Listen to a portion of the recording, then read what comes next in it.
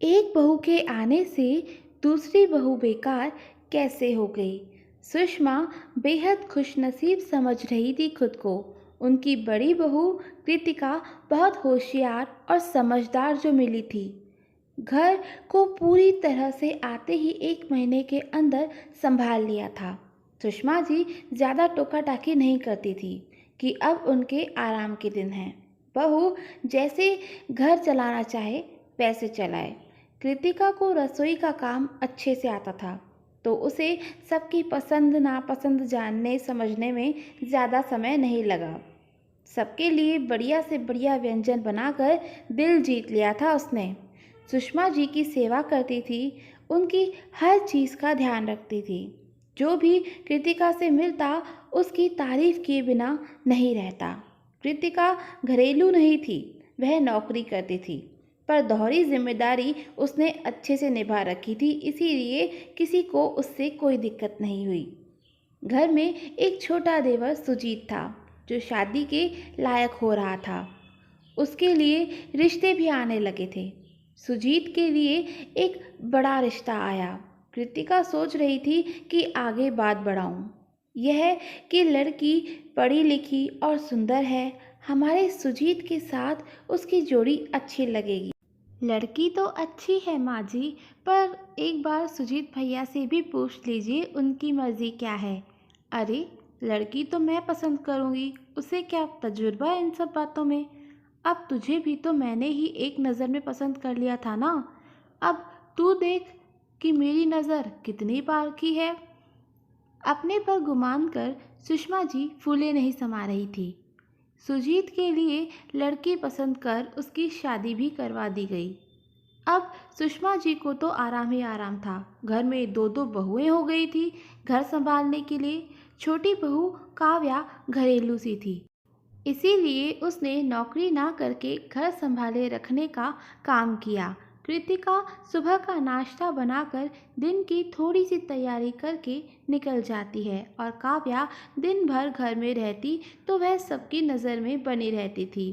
धीरे धीरे काव्या सबकी चहेती बन गई। कृतिका से भी ज़्यादा उसे मान सम्मान और प्यार मिल रहा था। कृतिका जल्दी में जो काम करके जाती है उसमें कुछ न कुछ कमी रह जाती। कृतिका सोचती काव्या है जो बाकी का काम देख लेगी। अब दो बहुएं हैं तो काम भी बांटकर करके ही चलना होगा। कृतिका ने काव्या को सबकी ज़रूरतें पसंद नापसंद के बारे में बता दिया था। कृतिका देवरानी को छोटी बहन के रूप में देखती। कुछ महीनों बाद रविवार का दिन था। कृतिका रात को बड़ी देर से आई, फिर जल्दी नहीं उठ पाई। यह सोचकर कि काव्या संभाल लेगी और दिन का खाना भी देख लेगी, यह सोचकर वो थोड़ी देर से उठी। उसकी सास ने ये देखकर पूरा घर सर पे उठा लिया। अब बड़ी बहू तो बेकार हो चली है।